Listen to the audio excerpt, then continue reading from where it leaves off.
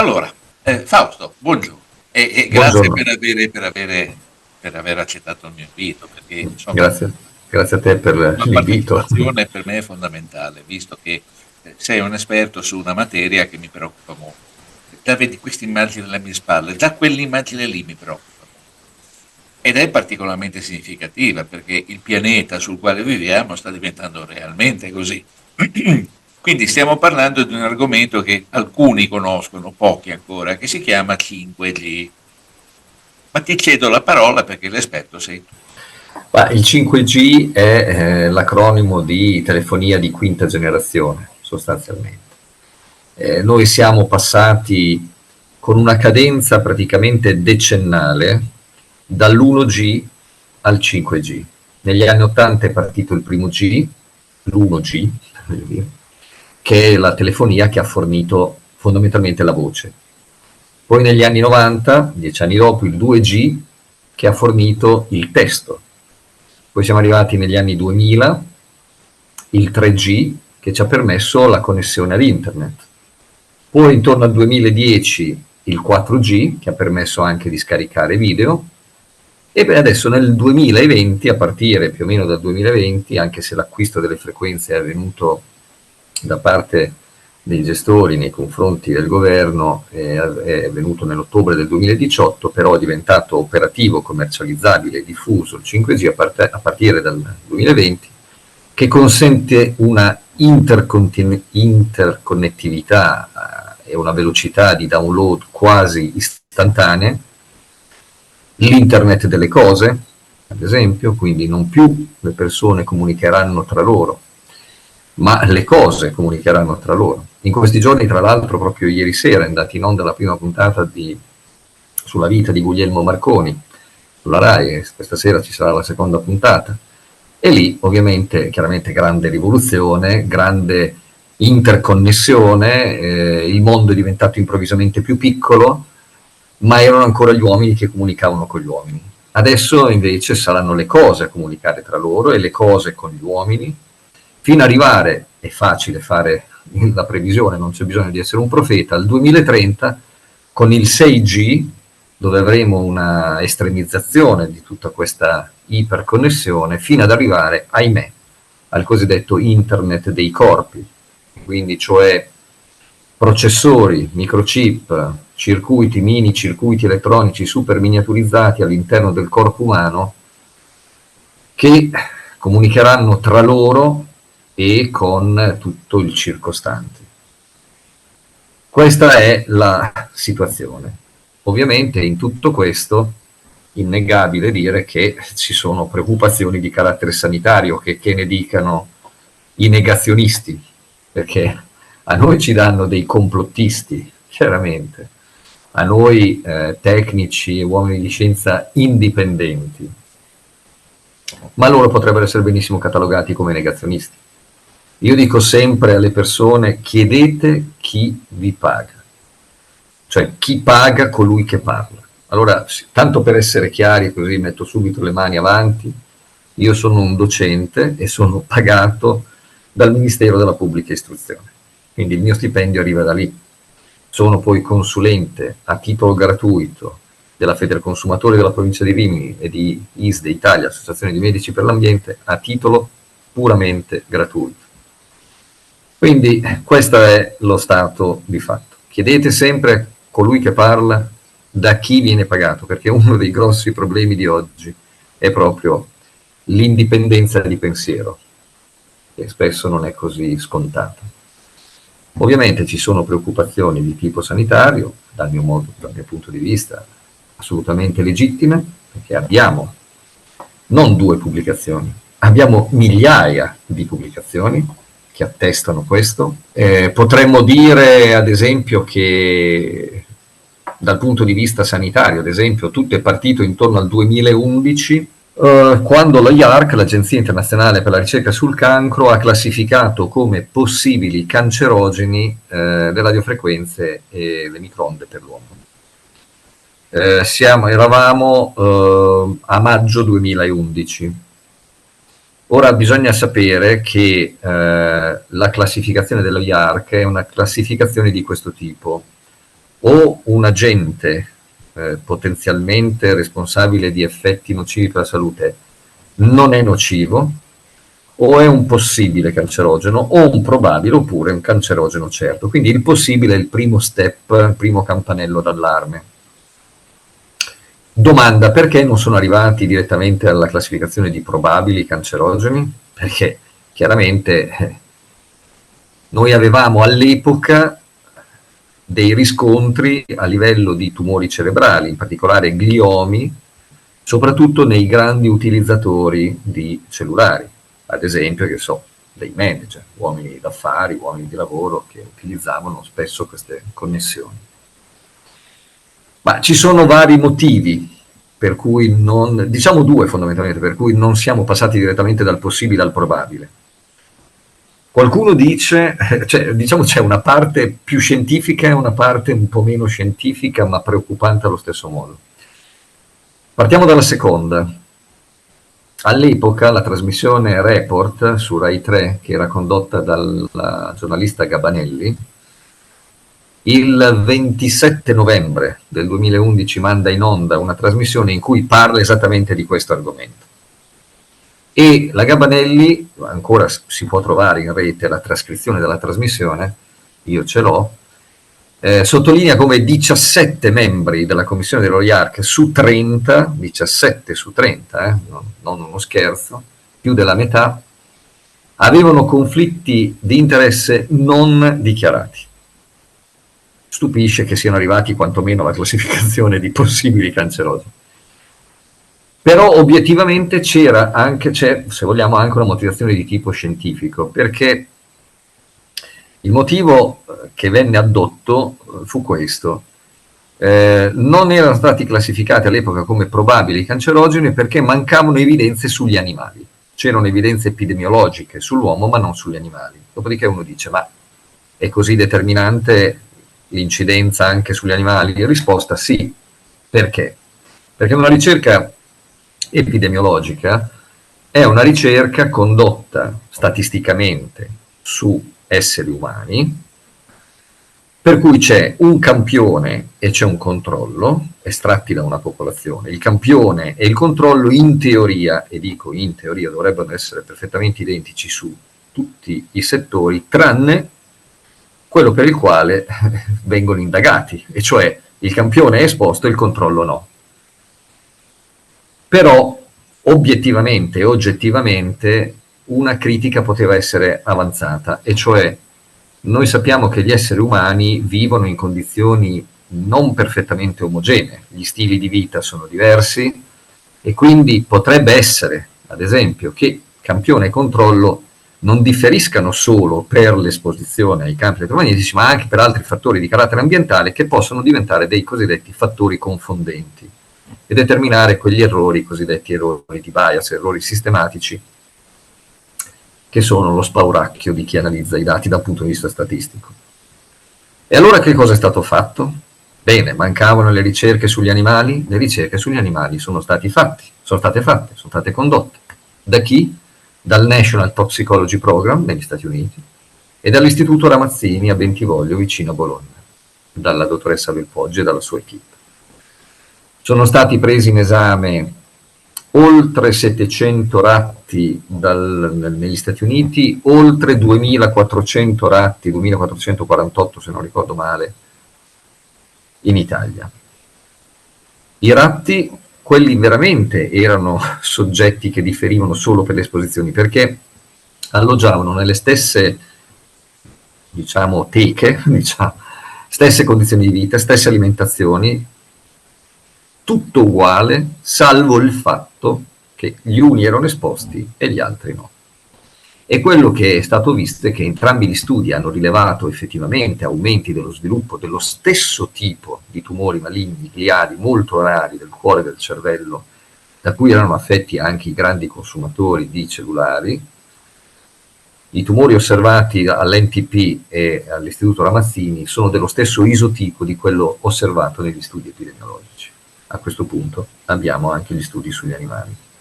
Non solo, ma la dottoressa Belpoggi nel 2021 presenta al Consiglio, all'EPRS, il Consiglio di ricerca del Parlamento europeo, una pubblicazione, una mega pubblicazione, alla quale in parte e molto modestamente ho contribuito anch'io, ovviamente per la parte fisica, con oltre 9.000 studi, analizzando che cosa? Studi in vivo e studi in vivo in laboratorio ed epidemiologici sull'uomo, incentrati sugli effetti cancerogeni e sugli effetti legati all'aspetto riproduttivo e dello sviluppo da parte delle radiofrequenze utilizzate nei sistemi di telecomunicazione.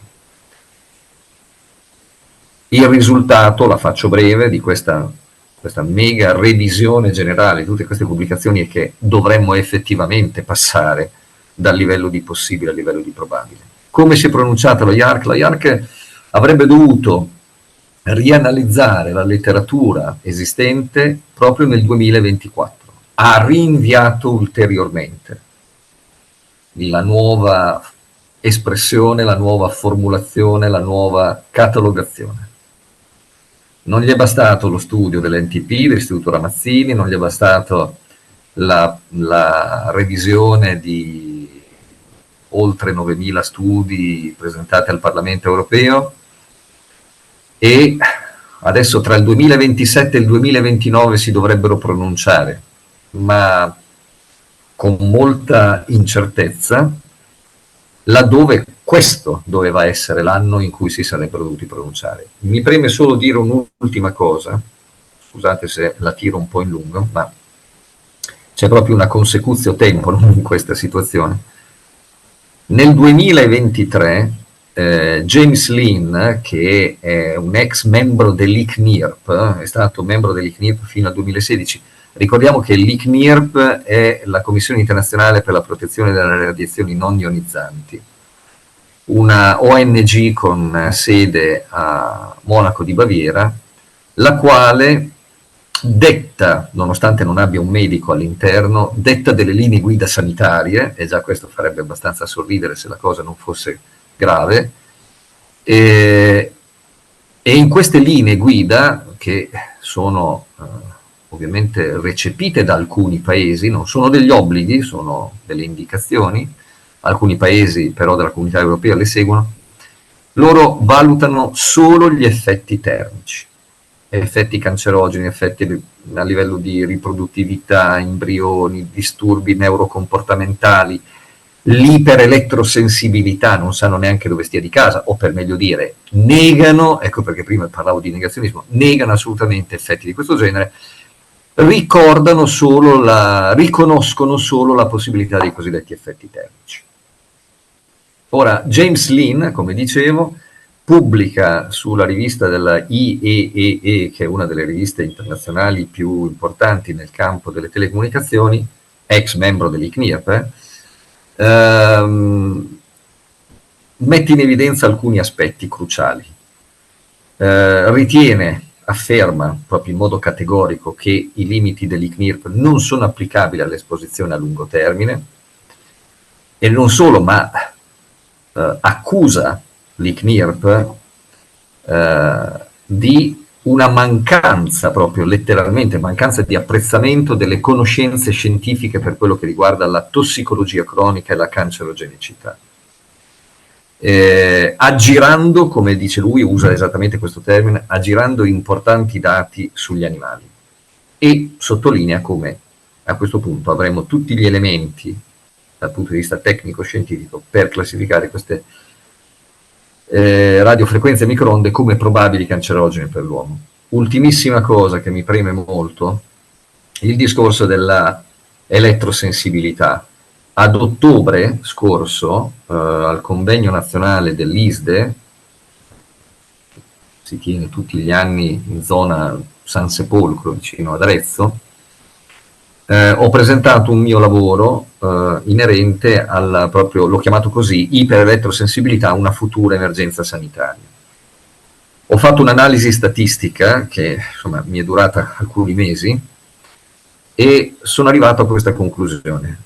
Al 2020 si poteva stimare che in Italia ci fossero qualcosa come un 3,7% della popolazione, quasi 2 milioni e 2, poco meno di 2 milioni e mezzo della popolazione, che apparteneva a questa categoria. Ora, gli iperelettrosensibili sono soggetti che hanno un forte deficit proprio di qualità della vita, perché proprio perché più sensibili della popolazione media, ma numericamente rilevanti, perché stiamo parlando di quasi 2 milioni e mezzo di persone al 2020, hanno una riduzione della qualità della vita importantissima per tutta una serie di patologie che chiaramente lamentano e che potrebbero essere però imputabili anche ad altro, per cui spesso o non sanno di averla questa patologia o gli viene diagnosticato altro. E ho fatto una previsione al 2025, se il trend rimarrà quello, e c'è proprio un trend che si vede negli anni esponenziale, e per chi conosce la parola dal punto di vista matematico sa cosa significa, quindi una curva che ha una crescita veramente con un'impennata importante, al 2025 saliranno da 2,2 a circa 4,9 milioni di persone, cioè circa 5 milioni di persone che rientreranno in questa categoria. Ecco perché l'ho chiamata una futura emergenza sanitaria. Scusate l'introduzione è molto lunga, ma questo è lo stato del... Scusate, mi è venuto in mente un'altra cosa. Nel 2004, no, giusto, adesso proprio faccio un rimbalzo indietro, perché in realtà sono partito dal 2011 con il documento IARC, ma vado ancora più indietro al 2004, e non lo diceva né lo IARC, né il National Toxicology Program, non lo diceva l'Istituto Ramazzini, non lo diceva il Poggi, non lo diceva l'ISDE, non lo dicevo io. La Swisscom, okay, che è una delle principali compagnie di telecomunicazioni svizzere, nel 2004 parlava delle radiofrequenze delle microonde come di radiazioni che potevano generare, in grado di poter generare effetti cancerogeni di natura non termica. Letteralmente si legge questo, alla faccia ovviamente delle indicazioni dell'ICNIRP e di chi le segue. Fausto, quello che ti stai dicendo è veramente drammatico. Io, mentre parlavi, quasi un 5% della popolazione italiana che va a soffrire di una patologia che non gli consentirà di comunicare come fanno tutti gli altri, perché non possono usarlo un telefonino, perché non possono guardare una televisione, perché non possono usare un computer. E quindi 5 milioni di persone che hanno comunque poi dei propri cari intorno, che risentiranno in qualche misura di questo deficit. E quindi non sono 5 milioni, ma sono 15 o forse addirittura 20, un terzo della popolazione italiana. Questo è drammatico. Poi tieni conto che io, proprio per stare dalla parte del sicuro, ho fatto valutazioni prudenziali, decisamente prudenziali, però dal punto di vista statistico il livello di confidenza di quello che ho trovato è talmente alto che la probabilità di errore di quello che sto dicendo è inferiore all'1%. Quindi la probabilità che io prenda un abbaglio è inferiore all'1%, un falso positivo è inferiore all'1%. È semplicemente agghiacciante. Adesso purtroppo siamo giunti al termine di questa nostra intervista. Mi consentirai di richiamarti per ulteriori approfondimenti se te la senti? Io lo farò, sì. Spero che potrai accettare. So che il tuo tempo purtroppo è tiranno, perché avrei voluto invitarti anche in alcuni eventi sui nostri palchi, però la tua condizione non te lo consente, e questo mi dispiace, perché le informazioni... Però possiamo usare diciamo, la tecnologia. Esatto, questa volta diventa un'arma a doppio taglio per chi ci considera degli allarmisti o dei complottisti. Esattamente. Quindi, signori, abbiamo avuto la grandissima fortuna di poter avere un pochettino con noi Fausto Bersani, che è un fisico dell'INFN, Istituto Nazionale... Ex INFN, perché non sono più membro dell'INFN, lo sono stato, adesso sono membro dell'ISDE, nel comitato scientifico dell'ISDE. Ho fatto parte dell'INFN per 13 anni, svolgevo attività di ricerca ai laboratori nazionali del Gran Sasso, ma adesso no, adesso mi occupo di questa questione che ritengo più urgente. Ed è talmente bravo come fisico che lo hanno voluto reclutare all'interno dell'ISDE, che è un'associazione di medici. E questo già la dice tutta. Beh, è un buon connubio perché ad entrambi serve la parte Sì, dell'altro. sì. Fausto, grazie infinite. Io ti Grazie a saluto voi, quindi con un arrivederci e spero di assolutamente risentirti sì. presto. Grazie di tutto quello che ci hai detto. Ciao Fausto. Grazie, grazie a voi.